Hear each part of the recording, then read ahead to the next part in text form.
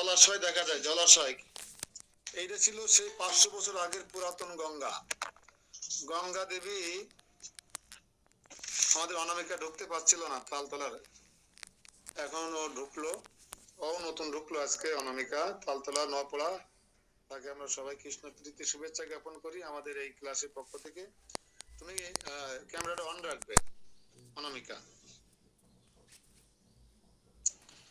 তো জগন্নাথ দাস বাবাজি যখন ভজন করতেন তা সবাই তাকে ডিস্টার্ব করতো, প্রণাম করতে আসতো, আশীর্বাদ নিতে আসতো। তাই তিনি এই যন্ত্রণায় এড়ানোর জন্য বাথরুমের মধ্যে বসে জপ করতেন, বাথরুমের মধ্যে বসে। আর এটাকে সিদ্ধ বকুল বলা হয়। এই বকুল গাছটা হচ্ছে সিদ্ধ বকুল, বিশাল বড় বকুল গাছ। এই বকুল গাছটা গঙ্গার তীরে, দেখবেন পাশে গঙ্গা নদী, এখনো নদী আছে কিন্তু সেই মূল স্রোতধারা থেকে বিচ্ছিন্ন হয়ে গেছে। গঙ্গা নদী আজকে এখানে তো কালকে ওখানে, কালকে ওখানে। দেখবেন আপনারা যখন এসে যাবেন, আবার গঙ্গার পূর্ব পাড়ে যখন যাবেন নদী পার হয়ে রুদ্রদ্বীপে বা জন্মদ্বীপে যাওয়ার সময় দেখবেন ওখানে পুরনো নদী এখনো দেখতে পাওয়া যায়।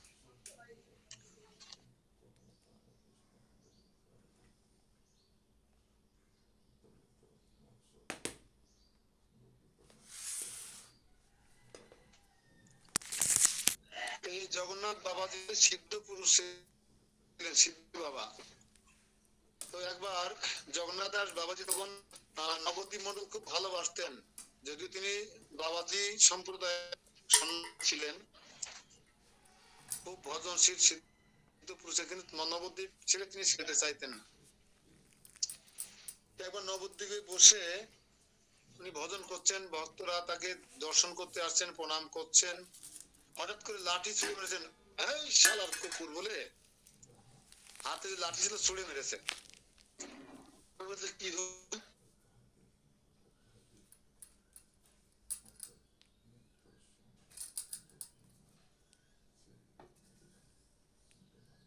কেউ কিছু নেই, কেন কুকুর তাড়ালাম তো। আরে মন্দিরে ঢুকছিল কুকুর, দামোদর মন্দিরে কুকুর ঢুকছে, আমি লাঠি দিয়ে তাড়িয়ে দিলাম।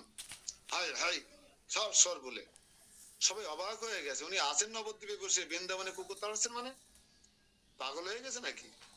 বয়স হয়েছে তো, হতেও পারে। কিন্তু একদল লোক চিন্তা করলেন আমরা এটা পরীক্ষা করে দেখবো।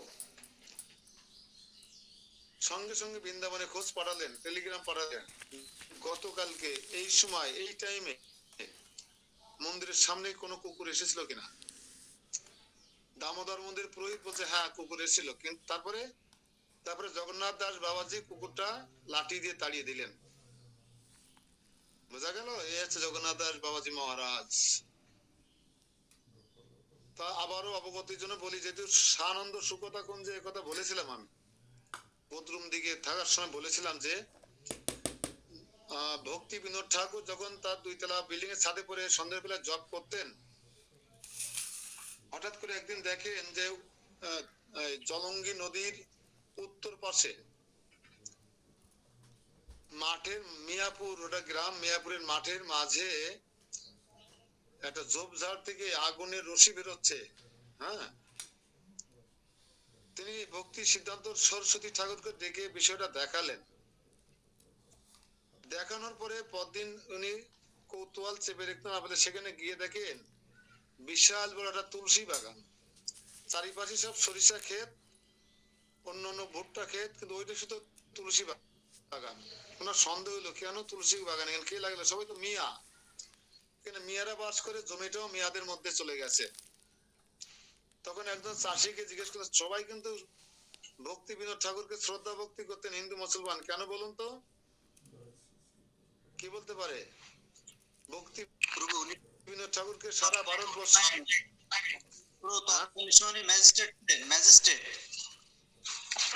তিনি তৎকালীন সময়ে ব্রিটিশ পিরিয়ডের একমাত্র বাঙালি ম্যাজিস্ট্রেট ছিলেন। কৃষ্ণনগরের কোর্টে উনি বিচার করতেন এবং একজন ম্যাজিস্ট্রেটের জন্য একটা ট্রেন ছিল। হুলুর ঘাট থেকে কৃষ্ণনগর পর্যন্ত ট্রেন লাইনটা এখনো চালু হয়েছে, নতুন করে দেখবেন, দীর্ঘকাল পড়েছিল, আবার নতুন চালু হয়েছে আমাদের জন্য। তা হুলুর ঘাটে ছিলেন সানন্দ সুকতা কুঞ্জ, ভক্তিবিনোদ ঠাকুর থেকে উঠতেন একটা বগি একটা ইঞ্জিন, একজন ব্যক্তির জন্য একটা ট্রেন। আর ব্রিটিশ সরকার ভক্তিবিনোদ ঠাকুরকে খুব সমীহ সম্মান করতেন, কারণ তিনি ছিলেন বৈষ্ণব।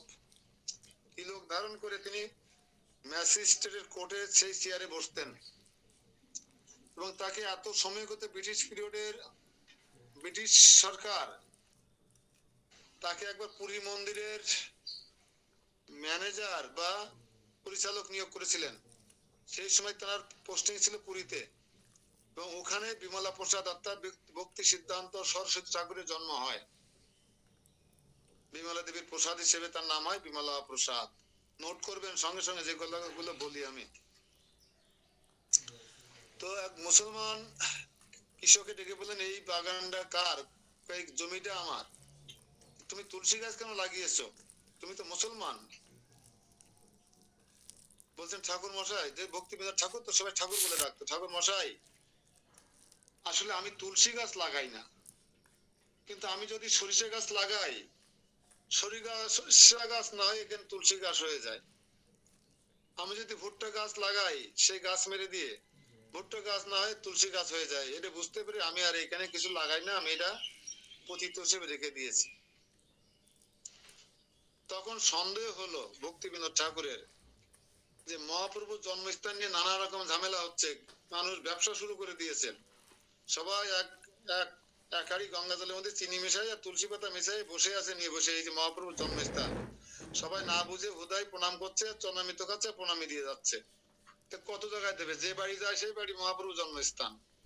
এই সমস্যার সমাধান করবার জন্য ব্রিটিশ পিরিয়ডের ম্যাজিস্ট্রেট এবং বৈষ্ণব চূড়ামণি সপ্তম গোস্বামী, এক গোস্বামী যিনি, তিনি চাইলেন এর নিরসন হোক।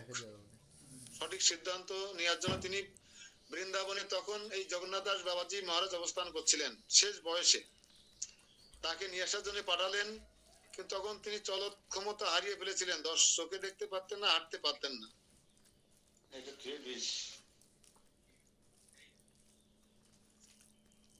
তো তখন তাকে কিভাবে আনা যাবে, ঝুড়িতে করে কাঁধে করে বয়ে নিয়ে আসা হয়েছিল। বলেছি আগে, যেহেতু নতুন কিছু ভক্ত ঢুকছেন তাদের অবগতির জন্য বলছি, কারণ অনেক সুন্দর সুন্দর তথ্য জেনে রাখতে হবে। শুধু টিকিট কেটে মায়াপুর নবদ্বীপ ট্রেনে বাসে করে বিমানে করে ঘুরে আসলাম আর সেলফি তুলে আসলাম, ভুল হয়ে যাবে সবকিছু। চোখ দিয়ে না, কান দিয়ে ধাম দর্শন করতে হবে, যেটা এখন আপনাদের হচ্ছে। এমনি আপনি যান সারা নবদ্বীপ ঘুরে বেড়াবেন, শুধু কাঠ দেখবেন আর ব্যবসা বাণিজ্য দেখবেন আর চায়ের দোকান দেখবেন আর মদের দোকান, আর কিছু চোখে বাঁধবে না। আর পুরনো পুরনো কিছু মন্দির, যেটা মাহাত্ম কোথাও জানতে পারবেন না, এজন্য নোট করবেন। তো তাকে যখন ঝুড়িতে করে আনা হলো, আনা করে ছিয়ে বাকে করে সামনে নিয়ে যাচ্ছে, আর পিছনে ভক্তিবিনোদ ঠাকুর সহ অন্যান্য বৈষ্ণবেরা, গৌড়ীয় বৈষ্ণবেরা কীর্তন করতে করতে সেই তুলসী বাগান থেকে নিয়ে যাচ্ছে মিয়াপুরে। মিয়াপুরে যখন সে তুলসী বাগানের পাশে গেছে, সে ঝুড়িতে যে হাঁটতে পারে না, নড়তে পারে না, চোখে দেখতে পারে না, এক লাফ দিয়ে পড়েছেন সে বাঘের মধ্যে। লাফ দিয়ে বলছেন, এই হচ্ছে আমার মহাপ্রভুর জন্মস্থান বলে উদ্ধন্দ নৃত্য কীর্তন শুরু করে দিয়েছেন সবাইকে নিয়ে। সবাই সব বিস্ময়ে হতবাক হয়ে গেছে। 110-15 উপরে বেশি বয়স, তারপরে চলৎ শক্তি ছিল না, হাঁটতে পারে না, চোখে দেখতে পারে না, ছিয়ে বাঘে করে নিয়ে আসা হয়েছে বৃন্দাবন থেকে। আর সেই ব্যক্তি মহাপ্রভুর জন্মস্থান পাচ্ছেন। মহাপ্রভুর বার্ষিক সিদ্ধান্ত এই হচ্ছে গৌরাঙ্গ মহাপ্রভুর অর্থাৎ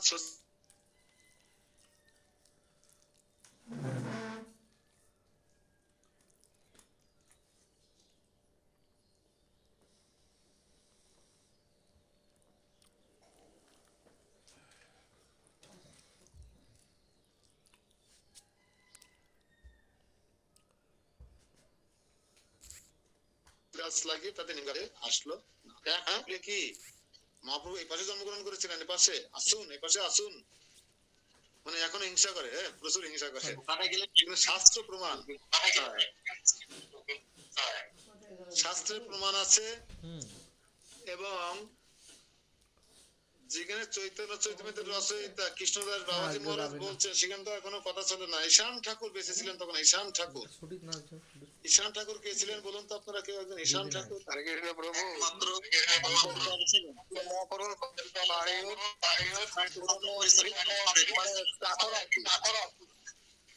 লিখে রাখুন ঈশান ঠাকুরের নামটা।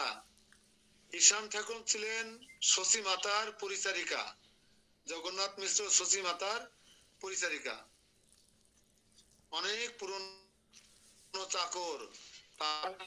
থাকাকালীন মহাপ্রভুর জন্ম হয়েছে, তারপরে হচ্ছে আপনার বিশ্বরূপে জন্ম হয়েছে, কোলে পিঠে করে মানুষ করেছেন মহাপ্রভুকে এই ঈশান ঠাকুর। কত বড় সৌভাগ্যবান বৈষ্ণব, পার্শ্বদ, মহাপ্রভু নিত্য পার্শ্বদ।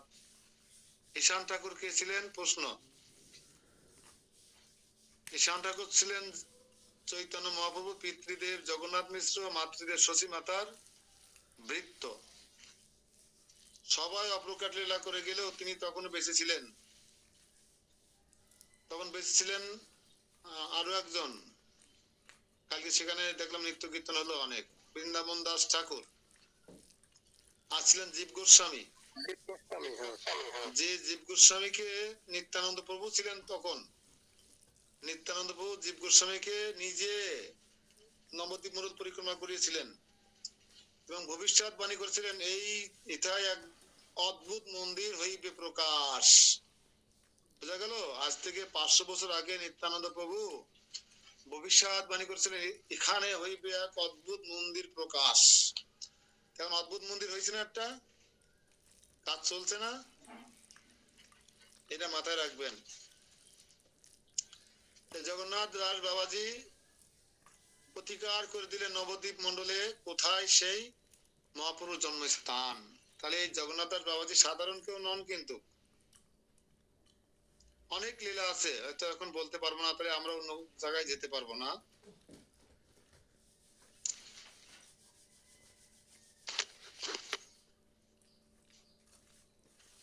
জগন্নাথ দাস বাবাজির আমরা এই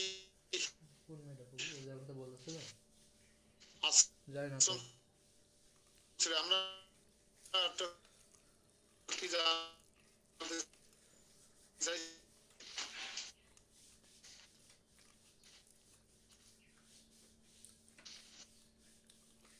যে এই যে সিদ্ধ বকুল আসবে, জগন্নাথ দাস গঙ্গার তীরে বসে জপ করতেন, তাকে ডিস্টার্ব করতে পেতে তিনি টয়লেটে বসে মাঝে মাঝে জপ করতেন। এখান থেকে আমরা বেরিয়ে যাব, বেরিয়ে অপরাধ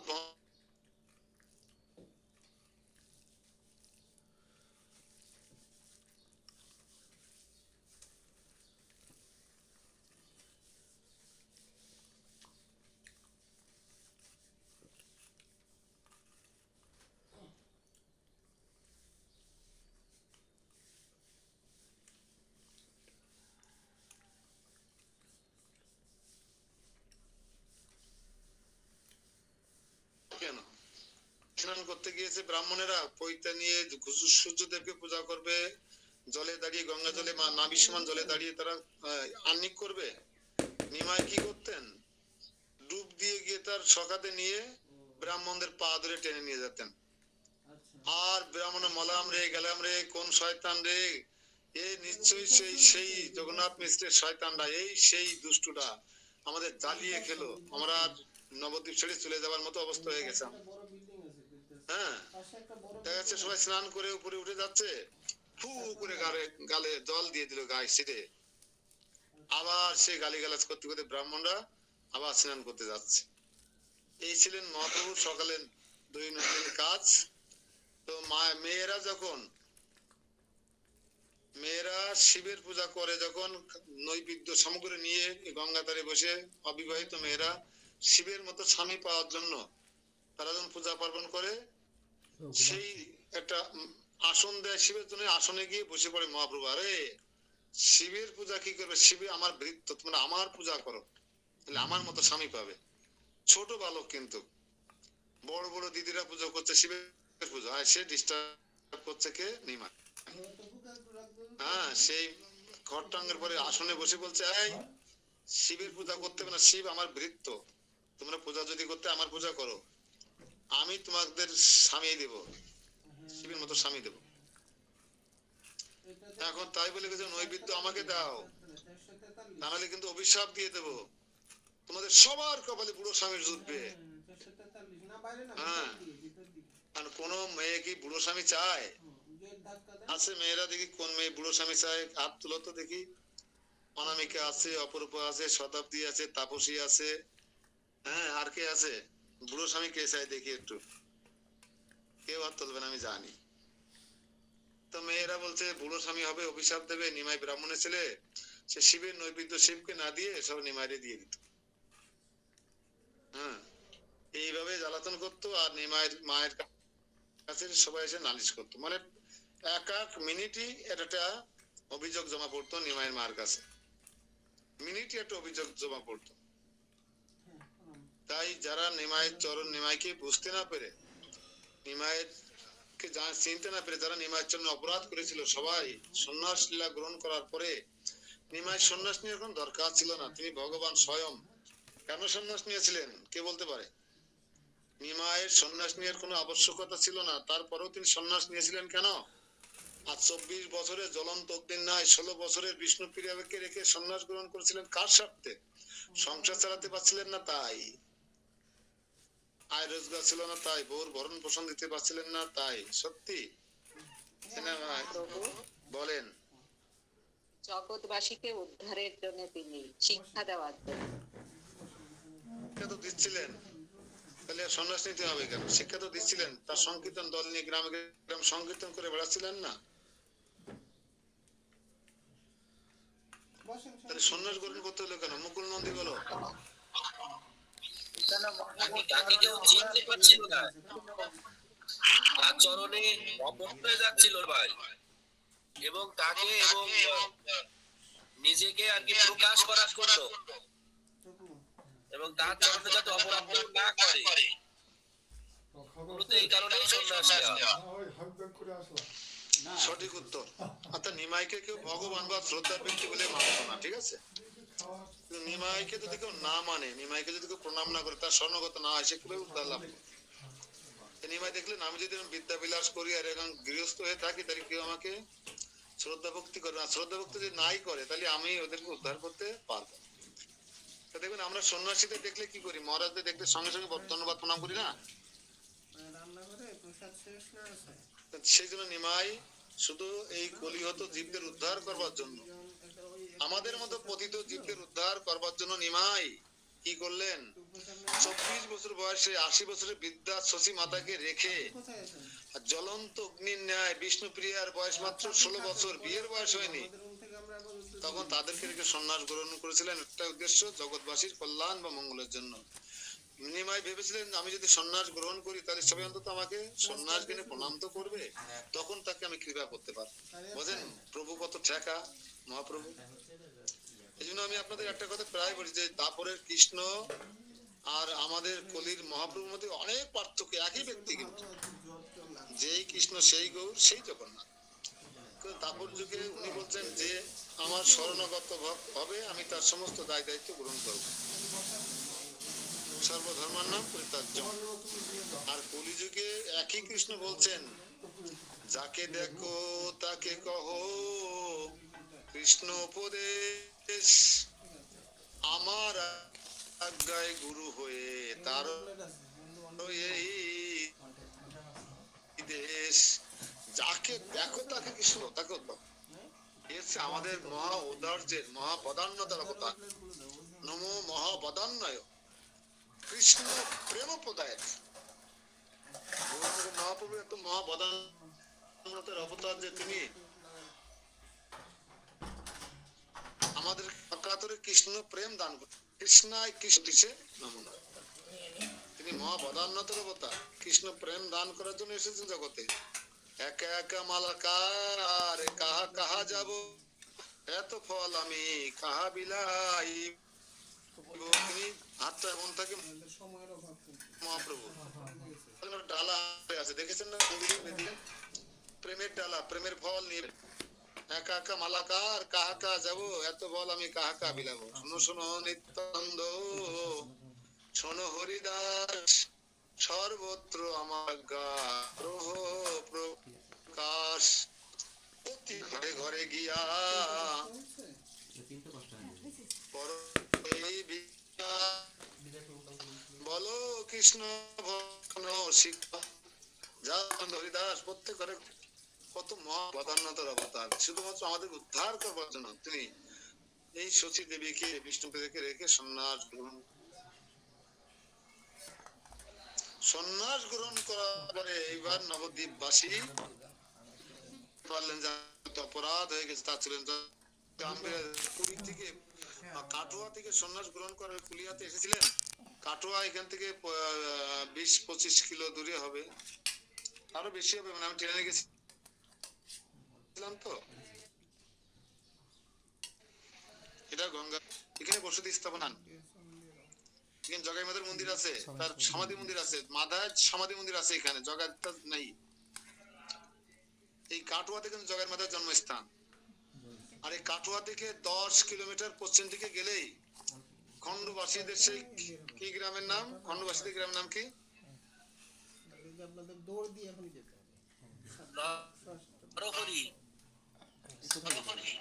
খন্ডবাসী নগরী, এই জায়গাটার নাম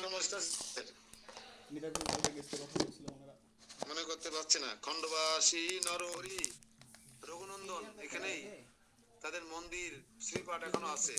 ও শ্রীখণ্ড, শ্রীখণ্ড, খন্ডবাসী বলা হতো কেন? খন্ডে বাড়ি, তাই আমরা বাংলাদেশি, তাই বাঙাল বলা হয়। তাহলে নরহরি সরকার, লোচন দাস ঠাকুর, কবিরাজের নাম কি ছিল? মুকুন্দ দাস। গোবিন্দ কবিরাজ নাকি? মুকুন্দ, মুকুন্দ, হ্যাঁ মুকুন্দ কবিরাজ এবং তার পুত্র রঘুনন্দন, তাদের গ্রাম ছিল কোনটা? শ্রীখণ্ড। একটু নোট নিয়েন সবাই।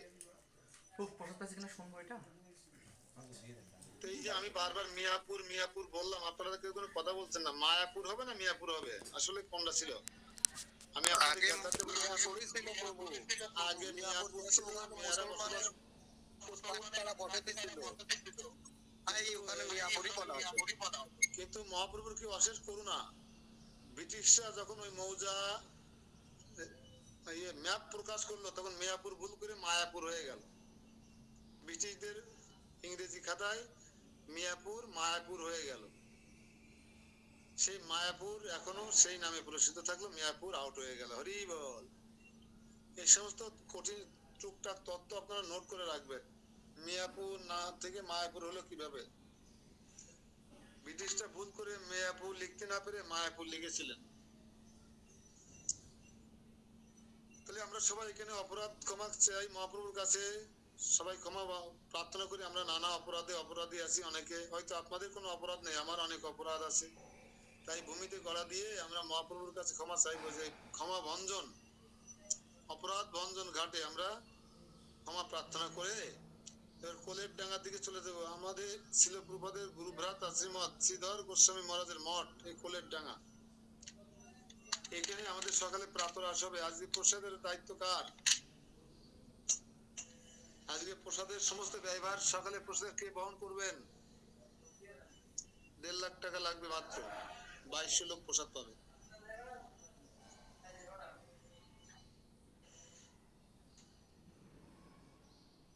কে প্রসাদ স্পন্সর করেছেন আজকে? কেউ নেই? ভয় পাচ্ছেন যে অদ্বৈত প্রভু বাড়ি এসে টাকা চাই কিনা?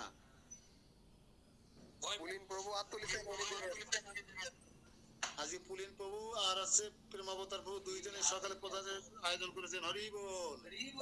এই দুই পরিবারের সার্বিক মঙ্গল কামনা করে এবং ভগবানের প্রসাদী মালা পরিয়ে দেন দাদা বাবু, দেওয়ার পরে সবাই আমরা তাদের জন্য প্রার্থনা করবো। হরে কৃষ্ণ হরে কৃষ্ণ কৃষ্ণ কৃষ্ণ হরে হরে, হরে রাম রাম রাম হরে হরে। তো সবাই যাকে সকালে যে সুস্বাদু প্রসাদ পাচ্ছেন আপনারা লাইনে বসে, এই প্রসাদের সম্পূর্ণ ব্যয়ভার বহন করেছেন আমাদের সারসার প্রেমাবতার প্রভু সাথী মাতাজি, আর হচ্ছে আমাদের পুলিন সরকার প্রভু, আর মাতাজির নাম মনে নেই, ভুলে গেছি। নিত্যশিবার নাম ছিল মাতাজি, মাতাজি নামে একটা নিত্যশিবার নাম ছিল, কি নাম? হ্যাঁ রিদিমা, হ্যাঁ হ্যাঁ। আপনাদের অনেক ধন্যবাদ। আপনারা বছর বছর এরকম সাধু সেবা করাবেন সেই প্রার্থনা করি। হরে কৃষ্ণ। তো আমরা এখন এখানে প্রসাদ পাওয়ার পরে আমরা চলে যাবো সমুদ্র গড়ে চলে যাবো, আমরা ঋতু দ্বীপে চলে যাবো। আজকে ঋতু দ্বীপে গিয়ে ঋতু দ্বীপ মানে 6টি ঋতু 12 মাস সেখানে অবস্থান করে একসাথে সুন্দর সুন্দর মাহাত্ম আছে, আমরা কালকে আলোচনা করব। তাহলে আমরা আজকে দেখলাম পুষ্কর তীর্থ ছিল আজকে আমাদের, কালকে দেখেই আসছিলাম। কুরুক্ষেত্র ছিল, পৌর মায়া মন্দির ছিল, ধামেশ্বর মহাপ্রভু ছিল, আর হচ্ছে শ্রী জগন্নাথ দাস বাবাজির মহারাজের ভজনপুরীর সমাধি, অপরাধ ভঞ্জনের পাঠ ছিল কুলিয়াতে, আর কোলের ডাঙ্গা মঠ যেখানে বসে আমরা সকালে প্রসাদ পেলাম। এখন আমরা ধীরে ধীরে সবাই সমুদ্র গড়ে চলে যাবো। এখানে কি আপনারা নাটক করতে পারেন? সমুদ্রকে নাটকটা এভাবে সাজাবেন, একজন সমুদ্রকূলের রাজা সমুদ্র সেন হবেন। আমরা কিন্তু এখানে নাটক করতে পারি। আমি নাই সমুদ্র সেনের ভূমিকা অভিনয় করবো, অসুবিধা নাই। আর আমাদের প্রেম অবতার প্রভু হচ্ছে ভীম সেনের ভূমিকা অভিনয় করবে। ভীম সেন প্রেম অবতার প্রভু, হরি বল।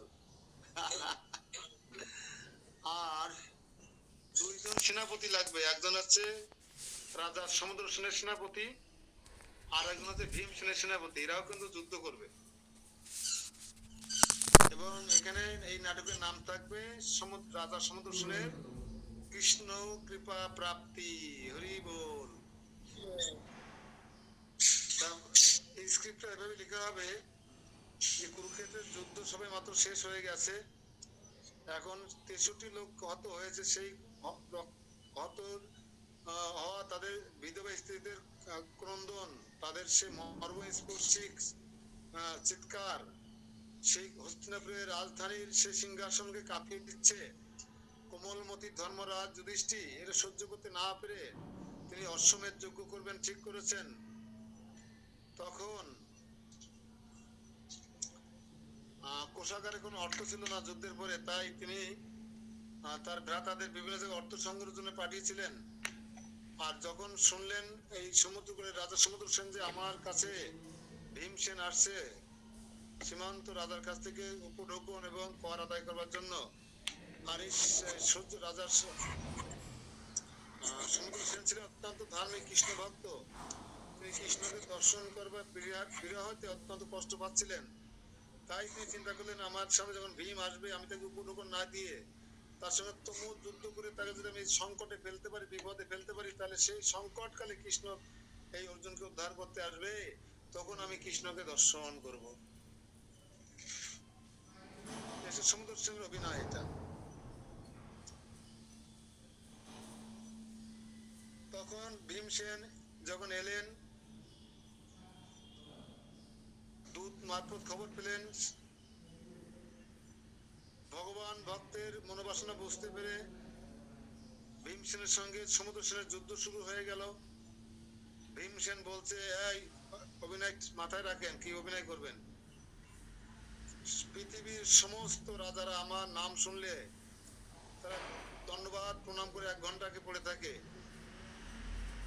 আমি কুরুক্ষেত্রের যুদ্ধে 100 ভাইকে মুচড়িয়ে মৌন্ডুস টেনে ছিঁড়ে হত্যা করেছি। আমার গায়ে 10,000 হাতির বল আমি বর প্রাপ্ত হয়েছিলাম। আর এই সামন্ত রাজা সমুদ্র সেন আমার বিরুদ্ধে যুদ্ধ ঘোষণা করেছেন। সেনাপতি যাও, তাকে গিয়ে বলো যে হস্তিনাপুরের রাজার মন্ত্রী ভীমসেন এসেছে। এবার যখন এই তুতলায় কথা বলতে হবে ভীমসেনের সেনাপতির, আর ওই তুতলাবে ভেঙাবে হচ্ছে সমুদ্র সেনের সেনাপতি। দুইজনের মধ্যে আগে যুদ্ধ বেঁধে যাবে কিন্তু, ঠিক আছে। তো যখন যুদ্ধ ছাড়া তিনি বশ্যতা স্বীকার করবেন না সমুদ্র সেন, তখন তুমুল যুদ্ধ শুরু হয়। সেই যুদ্ধে এক পর্যায়ে একটা বাণ যদি নিক্ষেপ করে সমুদ্র সেন সহস্র বাণ হয়ে ভীমসেনের দিকে ছুটে যায়। ভীমসেন বিভ্রান্ত হয়ে বিপদগ্রস্ত হয়ে তার সম্মানহানি হচ্ছে দেখে তিনি কৃষ্ণকে স্মরণ করেন বিপদে পড়ে। সঙ্গে সঙ্গে কৃষ্ণ সেখানে দ্বিভুজ মুরারি শ্যাম সুন্দর উপস্থিত হলে কেউ দেখতে পায় না, শুধুমাত্র সমুদ্র সেন দেখতে পায় কৃষ্ণকে। তখন যুদ্ধ পুষ হয়ে যায়। পুষ দাঁড়িয়ে যায়, তখন ভীমসেনের সমুদ্র সেন অস্ত্রপাতি রেখে কৃষ্ণের চরণে ভূলঞ্চিত প্রণাম করে স্তব স্থিত করে কান্না করতে লাগলেন, মহাপ্রভু, হে কৃষ্ণ, হে প্রভু, আপনি আমাকে ক্ষমা করবেন। এই ছাড়া আপনাকে দর্শন করার আমি কোনো উপায় খুঁজে পাচ্ছিলাম না। আমি যদি ভীমসেনকে কঠিন পরিস্থিতিতে ফেলতে পারি, আপনি আমাকে দর্শন দেবেন, আসবেন সেখানে, তাই আমি আপনাকে দর্শন করতে পারবো এই অভিলাষ করে আমি মহাবীর ভীমসেনের সঙ্গে যুদ্ধে অবতীর্ণ হয়েছি, আপনি আমাকে ক্ষমা করুন। এইভাবে সমুদ্র সেন ভগবানের রূপ দর্শন করেছিলেন। তখন ভগবান প্রসন্ন হয়ে বলেছিলেন, হে সমুদ্র সেন, তুমি দুঃখ করো না, তুমি আশ্বস্ত করছি তোমাকে, তুমি এখানে অবস্থান করো। অল্প কিছুদিন পরে আমি এই নদীয়ার নবদ্বীপের মায়াপুরের শশী গর্ভ সিন্ধু মাঝে অবতীর্ণ হয়ে জগৎবাসীকে কৃষ্ণ নাম দ্বারা প্লাবিত করব।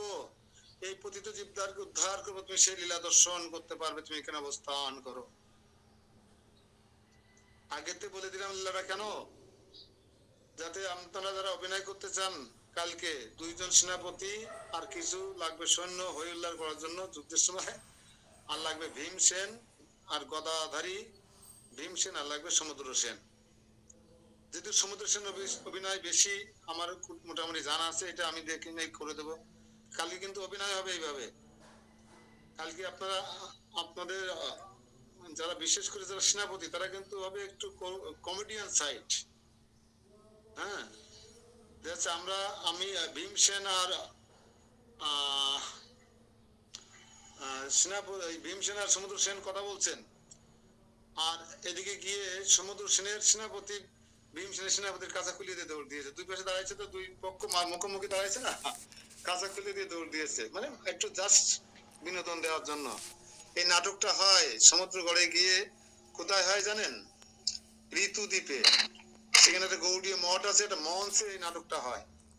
ভীমসেনের ভূমিকা অভিনয় করে আমাদের পাইক গাছার, আমরা তাকে ভীমসেন বলে ডাকি এখনো, তার পিতার নাম অবশ্য ভীমসেন, ভীম সর্দার। অনুপম প্রভু, অনুপম, আপনারা দেখে থাকবেন, ইয়া মোটা আমাদের মন্দিরে আসে অনেক সময়। ঠিক আছে, আজকে এই পর্যন্ত। আমরা এই ঋতুদ্বীপে আমরা রাত্রি যাপন করব। কালকে আমরা চলে যাব অন্য কোনো দ্বীপে, যদি আমরা পরিক্রমা শেষ করতে পারি। ততক্ষণ সবাই এই ঋতুদ্বীপে থাকুন। ঋতুদ্বীপের মাহাত্ম্য কালকে বলবো, অনেক সুন্দর মাহাত্ম্য। এখানে জয়দেব পদ্মাবতীর আবাসস্থল ছিল।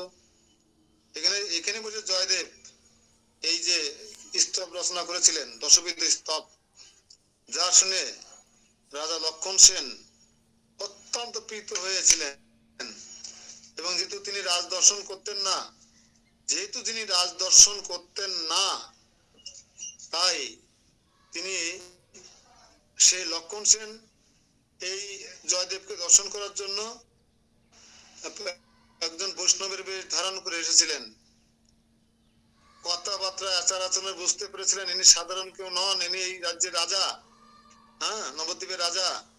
তখন তিনি বলছেন, আমি এই রাজ্যে থাকবো না, আমি রাজ দর্শন করি না, আপনি আমাকে দর্শন দিলেন। বলছেন, না, আপনি যাবেন না, আমি আপনাকে অত্যন্ত শ্রদ্ধা ভক্তি করি, আপনি এই নবদ্বীপ ছেড়ে যাবেন না, যতদিন খুশি থাকুন, আমি রাজবেশ পরিত্যাগ করে আপনার সামনে এসেছি। তখন কিছুদিন সেখানে ছিলেন।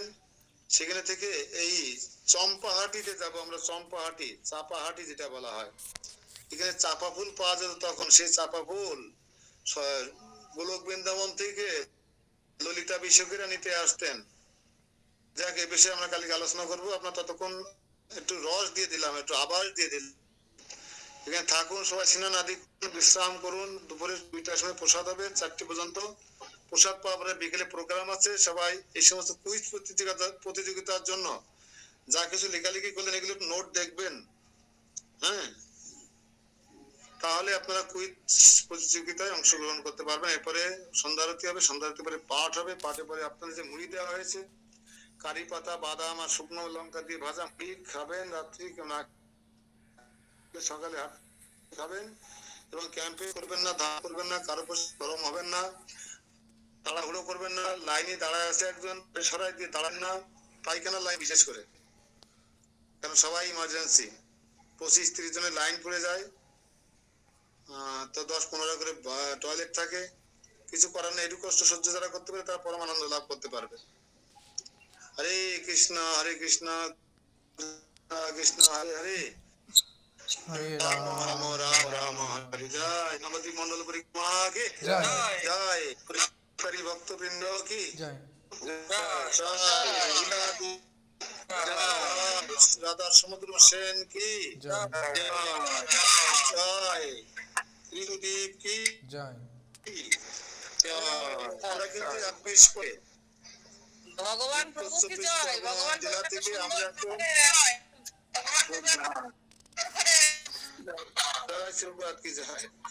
আমরা এখন বর্ধমান জেলা ঢুকে গেছি, কিন্তু বর্ধমানে এই সমুদ্র গড় ঋতুদ্বীপ বর্ধমান জেলার মধ্যে কাটোয়া এসব বর্ধমান জেলার মধ্যে আমরা এখন 24 পরগনা থেকে কাটোয়ায় ঢুকে গেলাম। হরে কৃষ্ণ।